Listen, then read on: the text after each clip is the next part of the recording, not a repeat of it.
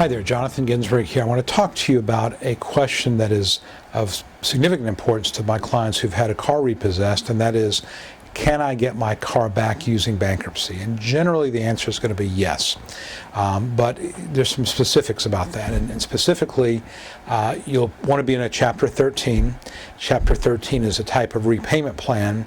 And the argument you're going to make is, I need this vehicle to go to work so I can fulfill the terms of my repayment plan. So in order to get your car back, most of the time you're going to need to file Chapter 13.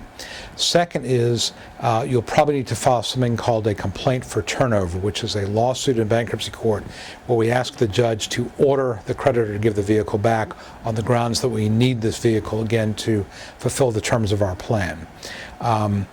Sometimes creditors, car lenders will give you the car back immediately once you file Chapter 13 because they know that most judges are going to force them to do so. Others will make you go to the hearing, and the hearing may not be for 3 weeks. So you may be without a car for 3 weeks, and that can be obviously problematic if you're trying to get back and forth to work. When you get the car back, you'll need to provide proof of insurance, that your car is insured and will continue to be insured for a reasonable period of time. You may have to pay towing and storage charges. You may have to go get the car. They're not going to deliver it to you. And of course, it's always best to avoid the repossession in the first place. So if you think that your car is at risk of being repossessed, the best thing is to look at talking to a bankruptcy lawyer sooner rather than later, possibly filing your Chapter 13 reorganization before the vehicle is repossessed. That gives you a lot more leverage, a lot more hope, because realize as well, once the vehicle has been repossessed, part of the question that the creditor is going to say is, am I getting enough money? Am I getting adequately protected?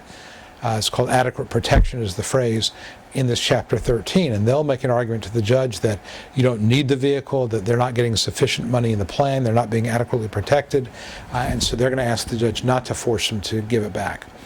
Usually judges want to see people with their cars, but again, the conditions they may put on that may be a lot more onerous than if you stop the repossession in the first place. So short answer is yes, you'll probably be able to get your vehicle back, but you'll have to jump through some hoops, and it may be a little more troublesome than you had hoped. So hope this has been helpful. Again, Jonathan Ginsberg here, and any questions, feel free to let me know.